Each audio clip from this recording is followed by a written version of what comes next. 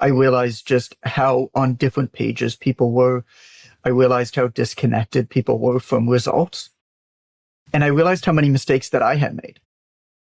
I let my ego take charge. So going back a little bit, I wrote the first ever textbook for online fitness in 2016. From 2016 to 2020, we led the market for online fitness business training. We were basically the only serious offering because the big players just weren't interested in it. It wasn't a big enough total available market. We owned it, man. It was great. But then the shutdowns happened with the COVID-19 pandemic.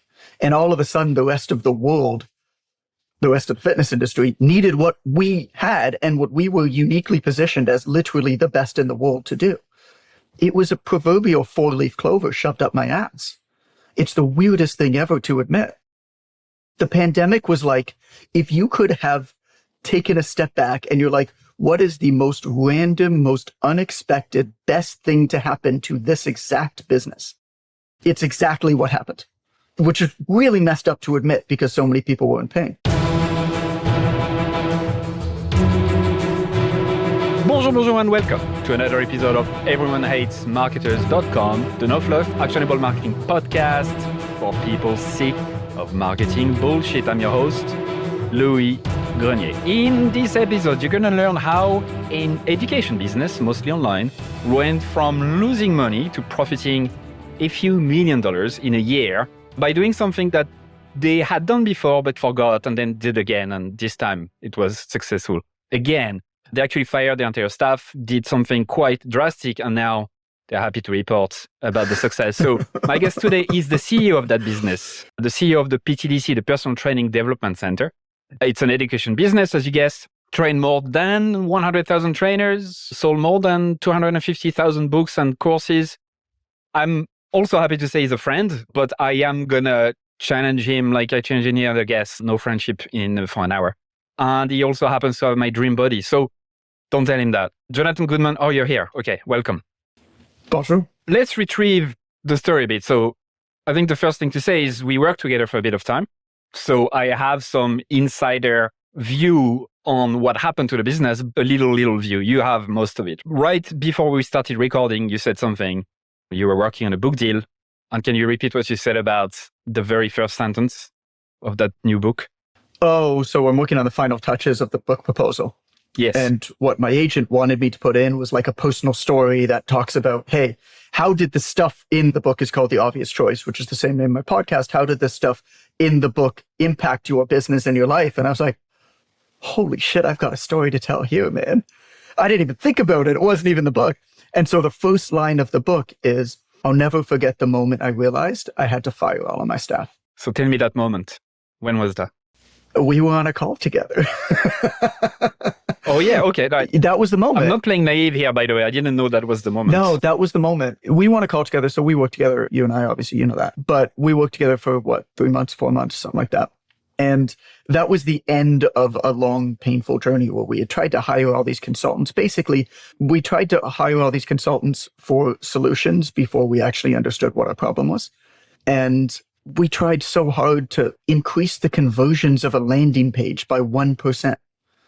So that ain't going to make a fucking difference. All of these solutions and all of these great consultants, and they did what we hired them to do. But we were hiring them thinking about the solutions, not working backwards from the problems. And before we hired you, I remember having a conversation with you and challenging you. I was just like, so everybody here tells us that they're going to make all of our dreams come true. Like, I call bullshit. What are we doing here? And we ended up working with you. And the last call, because you forced us to really ask questions, the last call actually was our head of marketing, our general manager, and our creative director were swearing at each other on the call. I was so awkward. It felt I'm happy to say it was the most uncomfortable call I have ever been on as a business owner, like helping others. Honestly, you could feel, even though we were on Zoom, you were all in mostly Canada and I was in Dublin, and I can still smell the fucking tension in the air. And it was unreal.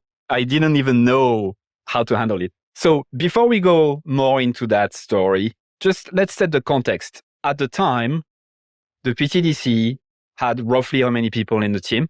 oh God, 15, 10, 15, somewhere in there. I don't remember exactly how many was there, but we also work with a lot of contractors and full-time Right. contractors and coaches. So if you look at everybody who was working for us, it was close to 30, but Okay. Yeah. So close to 30. And you don't have to say the exact figure, far from it, but roughly how much revenue are we talking about for the business? 3.5 million. Okay. If I had to like simplify what you do, you help personal trainers to build online businesses. We support people who work in fitness is the way that I describe it. And so at that point, there was basically 3 arms to the business. There is book publishing. So I've self-published books. I've sold like 190,000 self-published books to the people who work in fitness. There's certification. So we built the first ever certification for online fitness. And then there's mentorship, which is a higher level. And the mentorship is a very interesting bit because it was like the bastard stepchild of our business for a couple years. But it was also providing all of the profit and the cash to run the rest of their business. And we were like ignoring it. And one of the big changes that we made was realizing like, nah, this is actually the business. Why don't we put this front and center? So we talked about that. And now we've since built a software platform as well. So we also own a software platform with about 32,000 users in the first year. So let's go to that call. In that call, it was the last call that we had, and we had a few calls where I was giving you actual homework to do, actual real fucking exercise to do, and then you had 2 weeks or a week to get shit done, and then I would ask you why the fuck isn't it done, or it's not good enough, or whatever. And so that was the last call. And so what made you realize, actually, I'm going to have to start over? I think I just realized that we were working really, really hard on all of the wrong things. It wasn't necessarily that call. I mean, that call was when things came to a climax for sure. I realized just how on different pages people were. I realized how disconnected people were from results. And I realized how many mistakes that I had made. I let my ego take charge. So going back a little bit, I wrote the first ever textbook for online fitness in 2016. From 2016 to 2020, we led the market for online fitness business training. We were basically the only serious offering because the big players just weren't interested in it. It wasn't a big enough total available market. We owned it, man. It was great. But then the shutdowns happened with the COVID-19 pandemic. And all of a sudden, the rest of the world, the rest of the fitness industry needed what we had and what we were uniquely positioned as literally the best in the world to do. It was a proverbial 4-leaf clover shoved up my ass. It's the weirdest thing ever to admit. The pandemic was like, if you could have taken a step back and you're like, what is the most random, most unexpected, best thing to happen to this exact business? It's exactly what happened, which is really messed up to admit because so many people were in pain. And so the first week that the shutdowns happened in March of 2020, we did 5,600 sales of our products and courses in the first week. It was just like, and that's good. Whoosh. And like no advertising. It was just everybody who was interested or had already been listening to a thing, all of a sudden now this was the most important thing in the world for them. And then the rest of the industry started to catch up and everybody with 10,000 Instagram followers became a business coach, which is fine because the total available market was still artificially high. And so we were fine, but I got all cocky and I started doing what I thought that you should do in business, which is I'm going to read scaling up. I'm going to read the EOS system. I'm going to implement all of these things, which all these fucking books are made for companies that are way bigger. Like none of this stuff is for most people who run businesses, let's be honest, which is why I'm writing the book that I'm writing right now. And so I started doing all these things. And then I wanted to brag to my buddies that I hired all these fancy people away from other companies. So I started hiring all these expensive staff, the VP of product from this big company, the head of marketing from that big company. And I'd be paying these people $150,000, $200,000 a year or more. And what I didn't realize is that these people were absolutely the right people, but I was hiring them for the wrong job. They were the right butts in the wrong seats. I was hiring them to work in a very small, very nimble, very aggressive company where everybody had to be thinking about the bottom line, where everybody had to be thinking about, hey, what you are doing, how is that going to affect revenue and quality of product? These people were coming from huge organizations where they were somewhere in the middle, where if they did their job, somebody else paid attention to all that other stuff. Super smart people, some of them. You worked with some of them. Really smart people, tried really hard. They just weren't the right people to work in the kind of company that I had. And so after a lot of time, we realized that. What I figured was like that happens a lot, that unless folks working with small companies like yours that are, as you say, aggressive and you need to really stay on top, unless they have their own business or they have their own business, unless they've experienced the actual anxiety, the real fucking effort that it takes to actually get clients, close them, do the shit that needs to be done, stop planning on slides and fucking get shit done. Unless you have that, it's so difficult to actually learn it on the go. Do you agree with that? Yeah, look, there's something to be said for what got us here is not going to get us there. I'm very much a 0 to 1 type person. I can roll up a new business, a new idea fast, dude. But when it comes to actually running the thing, I largely lose interest in it. I'll tell you the biggest change that we made is I started to focus on hiring and working with what I call, I don't know if it's an official title or not, but what I call intrapreneurs, which actually what happened after COVID was there was a huge influx of these people. And it was a really neat kind of work environment because during COVID, a lot of people tried working for themselves. They left the company they were with or they got fired or whatever, right? And they're like, okay, I'm going to start my own business. It's going to be easy. And then they realize just how goddamn hard it is to run their own business. But they're still entrepreneurial minded. And so I started pulling these people and basically saying, hey, I'm going to handle, or our business is going to handle a lot of the administration, a lot of the like business stuff. And you can be an entrepreneur under our umbrella, and changed a lot of the compensation structures. I'm just kind of in a season of my life where I don't want to be going to bed around payroll time thinking, shit, how the hell am I going to beat payroll? We've never actually been negative. We've only had years in the black, but we came close. And the thing that people don't understand is that if you make call it $3.5 million, and your expenses are 3, that's not even month after month, which means that the cash management, making sure that the payroll each month becomes a really stressful task. And you got to pay people. And so this way, the way that I changed the incentivization is payroll's no problem. Because if our sales are down a little bit because it's summer season and sales in the fitness industry are always down a little bit in the summer, that's fine. Our expenses are down too. We'll chill a little bit, knowing that there's seasons to it. So that's the big change that you made. Let me go back to when we first started together, and I had the advantage of being new. And so I could see things where they were, or at least I thought, right? So, so what did you think? If I had to summarize the biggest problem from my perspective, it was that you were drowning in insight, drowning in information. You actually didn't fucking know what to do anymore. And it was so striking. You had so many slides and reports, and I only asked a few, and I know you had way, way more. So you were so much into it that you couldn't see anything anymore, which is very common, right? Everybody was scared to do anything because we had so much data. We had done so many really in-depth customer experience interviews. And we also became scared. There was a number of staff, this is a whole different conversation, but there was a number of staff that I imagine this is a much bigger problem at bigger companies who just happened to give a shit about whatever people happened to give a shit that day. And so I don't even have opinions on a lot of it, but these staff were very vocal because we have a public platform. These staff were very vocal and got very upset if we didn't immediately make a statement about how we support X cause that people are supporting that week. And I'm sitting here and I'm like, I didn't even know this was happening until you brought it up. I can't go out and make a statement. I'm not educated in this thing. And so there was also that where there was just so many different people who wanted us to just be nice and say the right thing. And it came to a head. I had 3 copywriters writing in my voice, sifting through all of this data at one point. I'm a writer.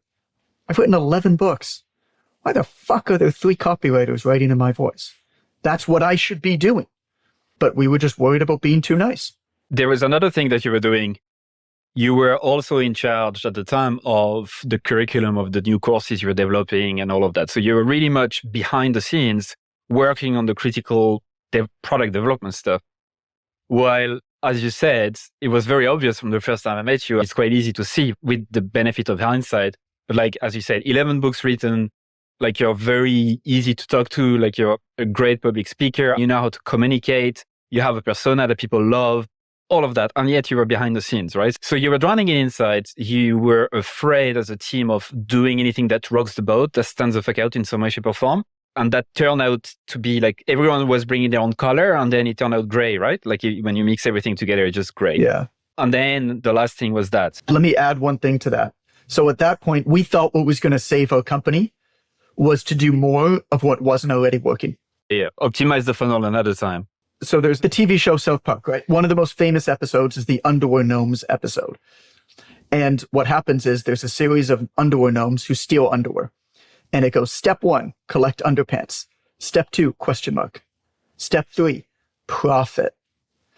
And at one point, what happens is the underwear gnomes become so good at stealing underwear that they just keep doing that because that's just what they've always done. They never think about how that's actually going to turn into profit. They just steal more fucking underwear. This is what happened. We became so good at online education. We're like, clearly what's going to get us out of this is more online education. Let's just build more courses. It's like, well, not enough people are buying a course over here that costs $2,000. And we think the solution is to build 4 new courses that are going to cost $200 each. Nobody did the math on it. We just jumped right into doing it because it was what we were good at. And the second I sat down and did the math, I was like, this is how many customers we need. This is like 100 times increase in customers in order to make this work. It made no sense. But we were running in all different directions. So I wanted to add that too, because I don't know anybody listening, whether that type of idea, I see this with content all the time. We're always creating content. Well, your content has literally never worked.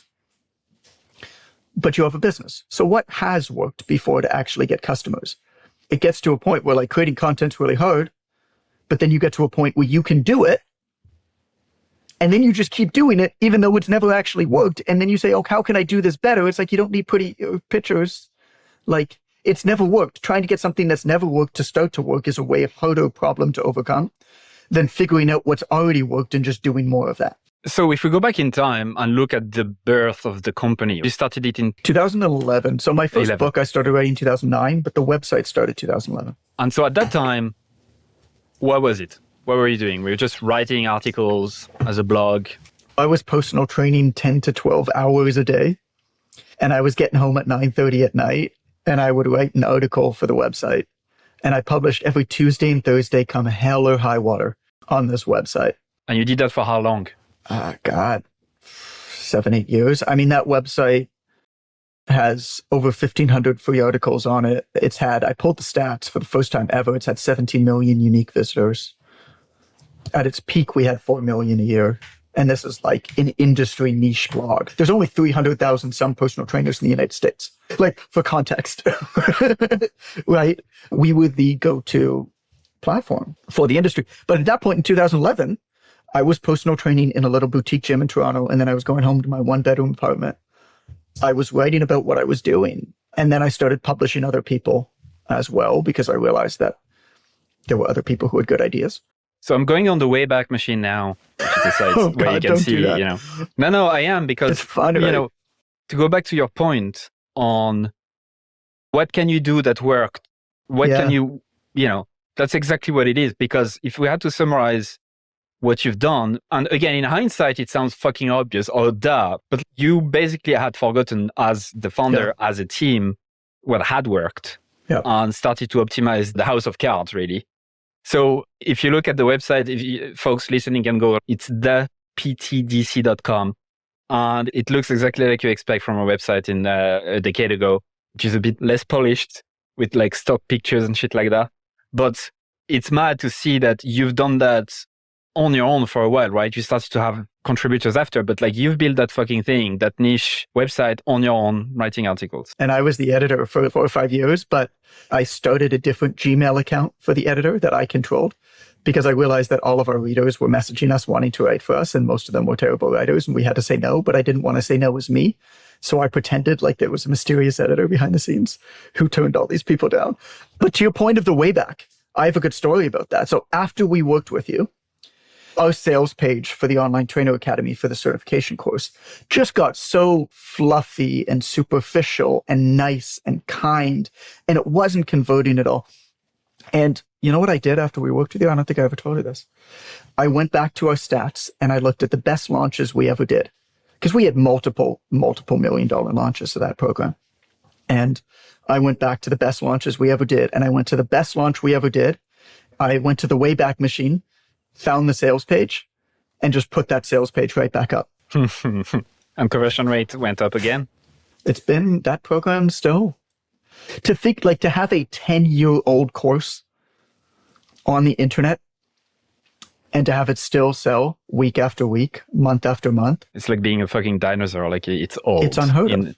Yeah. It's unheard of. Well, we update it, but the course was designed to be based off of timeless principles, because in business, that's what matters. Who gives a shit about the algorithm? If you understand how humans operate, you know why humans use social media. It doesn't matter what the social media platform is. It's the humans who use it that matter. You did that blog on your own. You committed to it like an animal. Almost no one can do that. But you had I pretended that people cared a lot more than they did.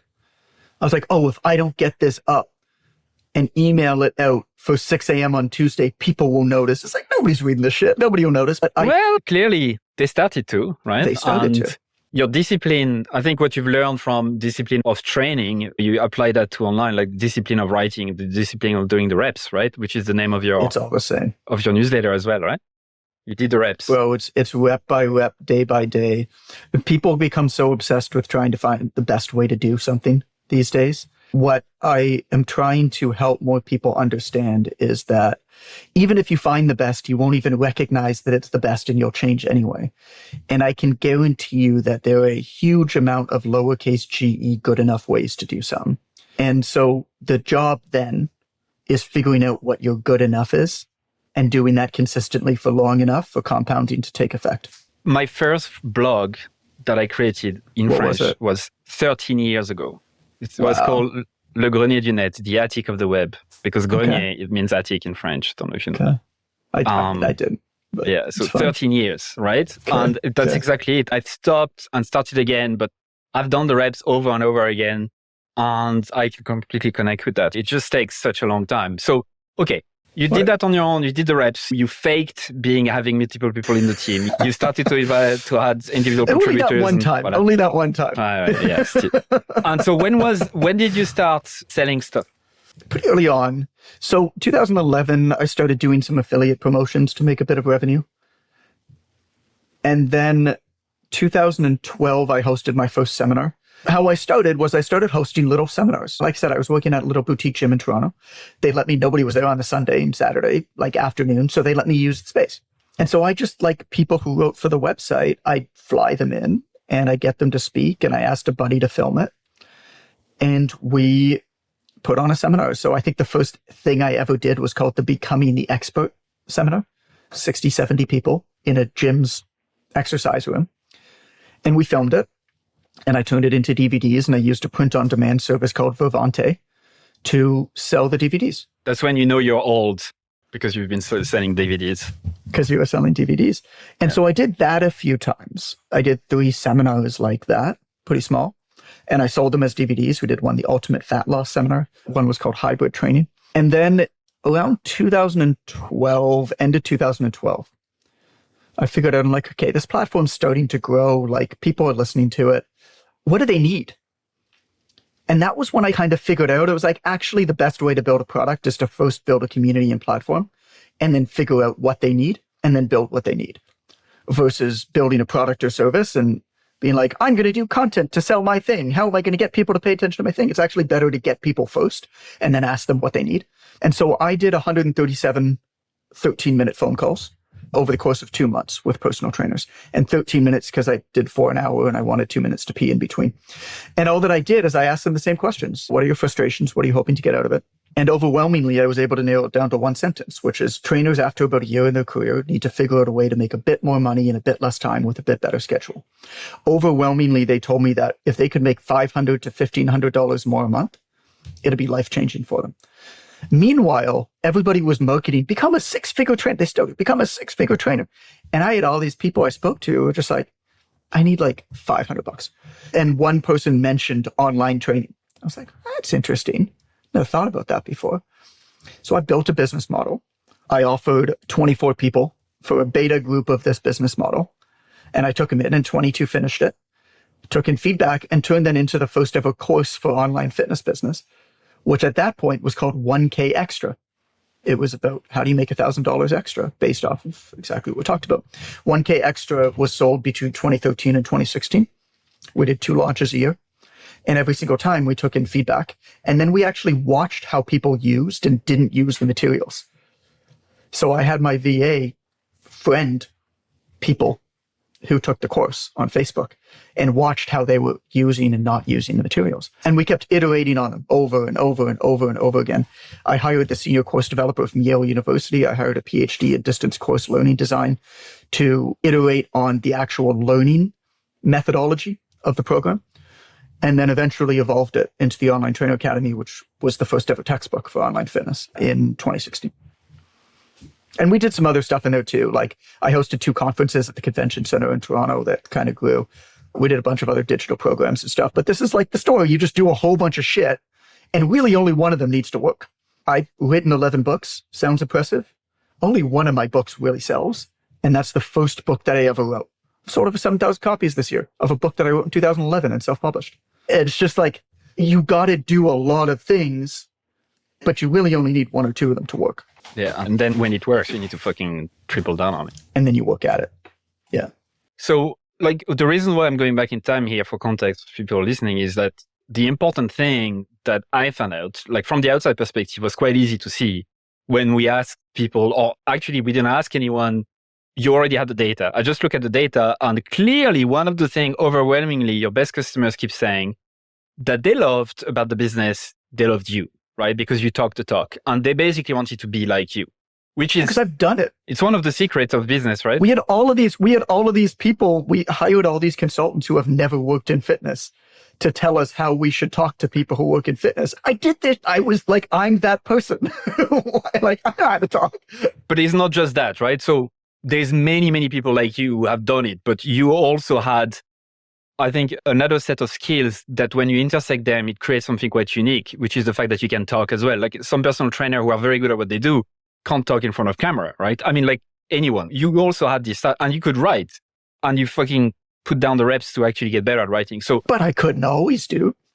Yeah, you want to see some of the first videos I ever filmed? You want to see my first interview? You want to see the first blog? Go to the Wayback Machine. Go to championlifestyle.blogspot.com. I don't want to bleed from my eyes. But it's how you learn. But regardless, you had this interest and whatever. And people recognize that. And yet, what I was seeing from you was, oh, I'm behind the scenes. I need to do this course. I need to do this, whatever. You were trying to grow the brand, like the PTDC as a brand. So you were trying to push those through social, like the logo through social and whatever. And that was very easy to say. The strategy here was 3 words. That's what I like about when you execute the fuck out of something, you can summarize it very, very fast. The strategy was, do you remember what it was? No. What I told you should be doing? What was it? Make John visible. Oh, do you remember? Fine. Yeah.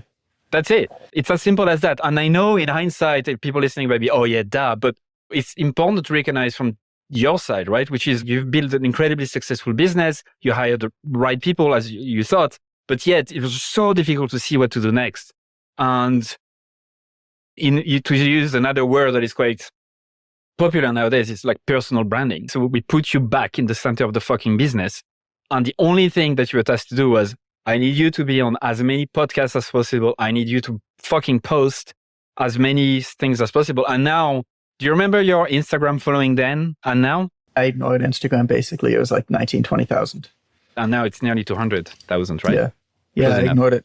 But I did what I thought that I should do as a successful business person. And again, This is why I'm writing the book that I'm writing now. This is how I'm pitching it. There are not business books that are written for people like me. I read everything you're supposed to read. I listened to everybody I was supposed to listen to, and they sent me down the wrong path. You don't work in your business. You work on your business. You remove yourself from your business. You scale by delegating. Nah, that's not why I mean, some of it you do delegate, right? Yeah, sure. Fine. But for the most part, one function of a business, I don't automate anything. The main thing that you've done is keeping the core of the business to you, which is like, at the end of the day, if there is demand and you capitalize on it, your only job is to bring fucking customers. And then you serve them. I wouldn't say that's the easy part, but you don't have that many problems when you have a flood of people wanting to work with you. It gets easier. Yeah, yes. What I realized was that the Personal Trainer Development Center or the Online Trainer Academy or Quick Coach or software, all of those independently, if they try to market to generate customers for their thing, it's a very difficult problem to overcome. And I've come to accept in business that intelligent people often try really hard to solve way too hard problems when there's much easier solutions or easier problems to tackle. And a really hard problem is, how can I make this faceless, nameless brand notable and meaningful and create a community around it? It's really hard and very expensive. But if you have a personal brand, you can use that personal brand to feed everything. I don't have a single marketing person on staff, not one. I haven't run a paid ad for 3 years. And the only thing that I do is organic content, my personal name. Now, I'm not saying this is optimal. Like, we do better with paid ads, but like, I'm good. Like, we're fine. Like, I want a simple business now. And we're feeding my books, which are selling better than ever, the certification, the mentorship, and we've been able to generate 30-some thousand users of the software platform. And none of them have a single marketing person or element or team or advertising in any way. It just doesn't exist. Go to the Quick Coach Instagram account. There's 9 posts. It's just like me basically saying, hey, we did this thing. It's just because everything, when you have that focus, especially around a human that people connect to, around where the businesses are congruent around the purpose and the outcome and the audience and the reason for existing. Like, why are you doing this thing? And is the business congruent to the messages you're saying and what you believe in? That one person all of a sudden can feed all of these businesses. And then you can decide afterwards whether you want to grow it from there. In the season of my life with 2 young kids, I'm good.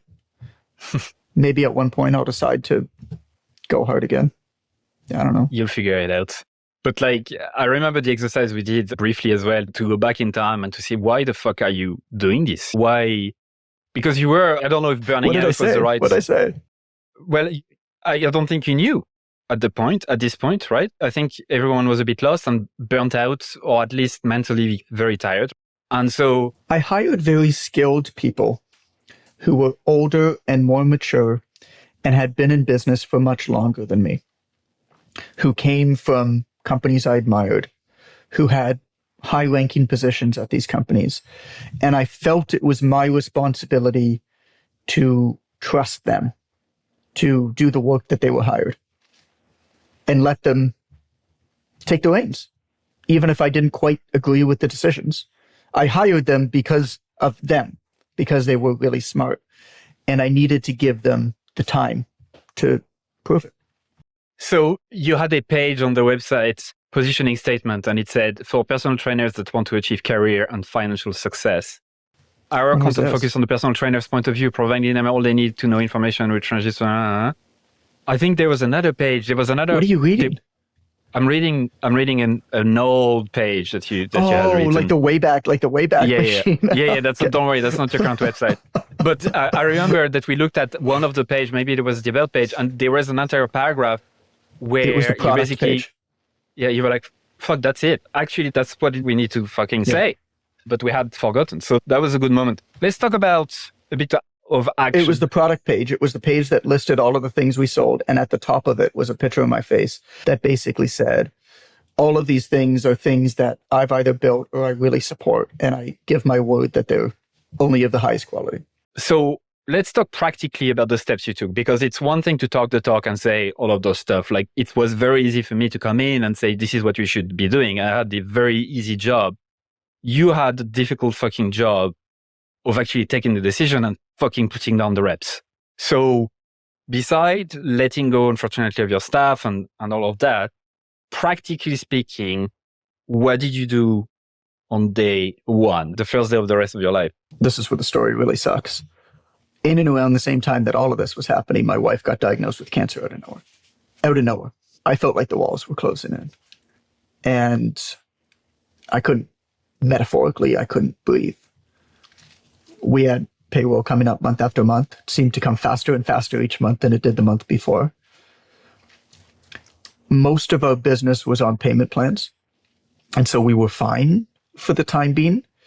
But it was very clear that we weren't replacing canceling payment plans at anywhere close to the same rate as they were canceling.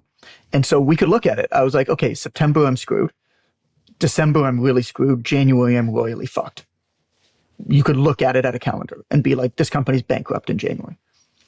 Unless I dip into the savings and all the money I've put away over the years. But why would I do that if the trajectory is so negative? And then at the same time, all of the stuff was happening out with the family. So I just needed to create space. The first step was space to breathe. Space to breathe. And that was when I made the really hard decision to let go all of our senior staff. And that's not a decision that you, make lightly. Like, I was crying on the phone with a couple of them because we failed. But it's also not a decision that happens quickly. I had to engage an employment legal team. We paid out huge severance packages that took 4 or 5 months to finish paying out. And at the same time, we had all these contracts with all these other, call them provider consultancies. So I had to go to all these companies and basically beg to get out of them. And basically all of them did let me, except for Ring Central. Jokes. But all of this was happening. And I just needed that. Let's just shut it all down. Like, we had something like 15 articles in process. I just cut all of them and we paid a kill fee to all of the writers who were writing the articles and just said, really sorry. We just stopped because I needed some time to figure it out. And then the first step that I took was I went on 70 podcasts in about a month and a half. I sent a message to our entire community and I said, if you have a podcast, I'd love to appear on it. I don't care if you have 0 listeners. I don't care if you create a podcast just to have me on. I want to be on it. And many people did. There was 2 reasons that I wanted to be on these podcasts. One was just, I want to connect back with our community. I need to just speak to humans again. I had gotten so wrapped up in what I now call human avoidance marketing, which has the acronym HAM,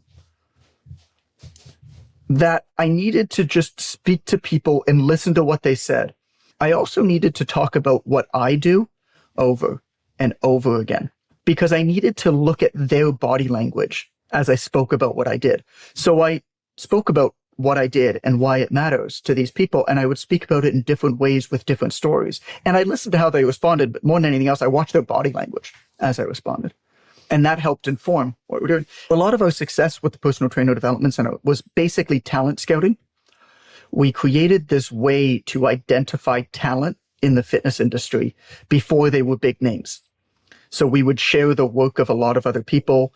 We would publish writers. We were often the first site that would pay writers that were new. And then 5 or 6 years later, they're now big names in the industry, because there are just certain things that people do where you can identify. You're like, yo, this person hasn't been discovered yet, but they're good.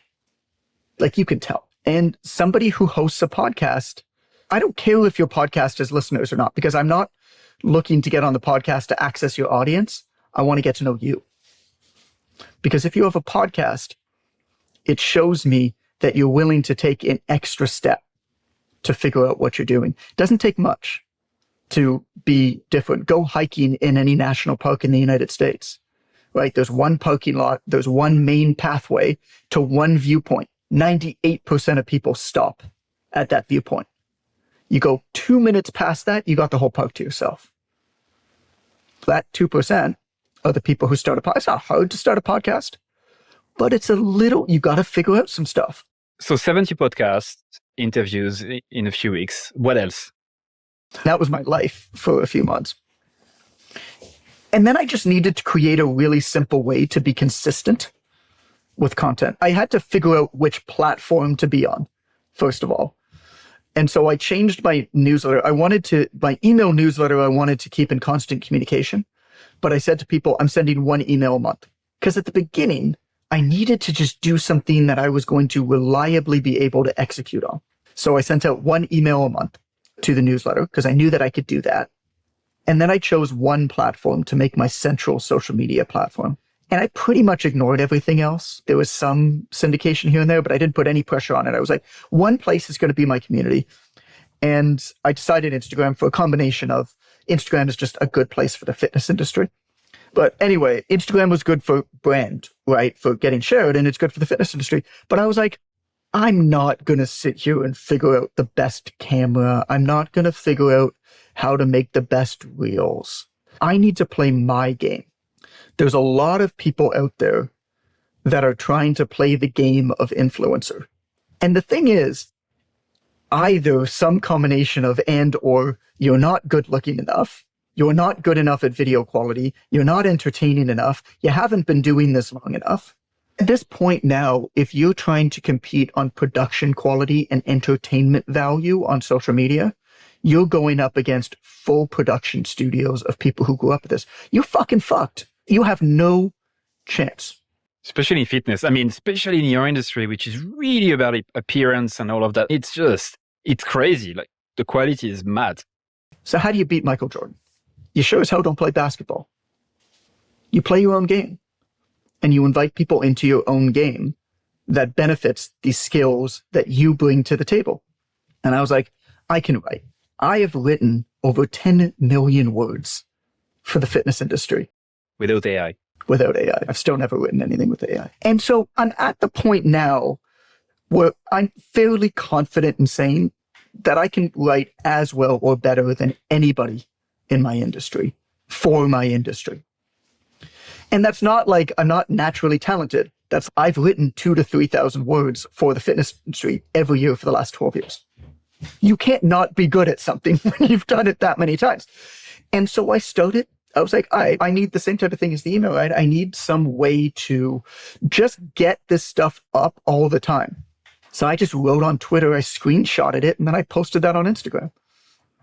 I was like, this is janky. I don't care. But I also know enough from copywriting and advertising, because that's something that you've studied for a long time. I've studied forever. It's often the uglier stuff that actually works better. And what actually matters is the quality of the message.